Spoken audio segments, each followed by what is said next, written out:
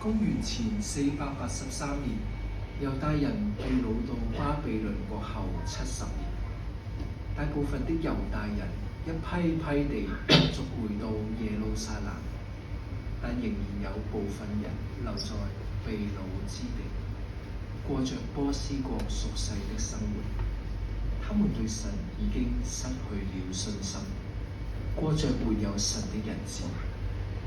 然而，在這被擄之地書珊城的猶大民族當中，神卻興起了和一般人不一樣心志的領袖，拯救了猶大的全族人。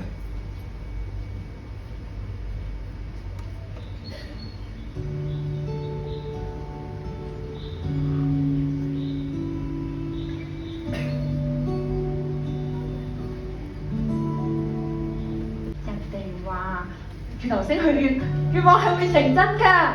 等我快啲許個願先。我哋唔可以立亂許願㗎。要許願，我哋只可以向萬軍之耶和華許願。諗下，你又講得啱。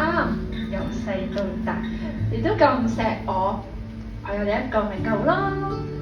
傻女，有一日義父陪唔到你一世，你有一日都要嫁人。哈哈哈！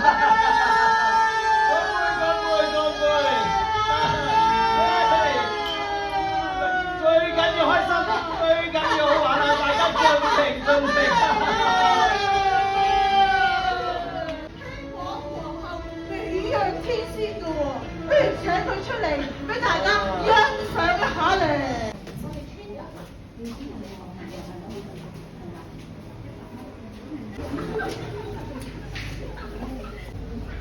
皇上下令要另選王，同阿叔。係。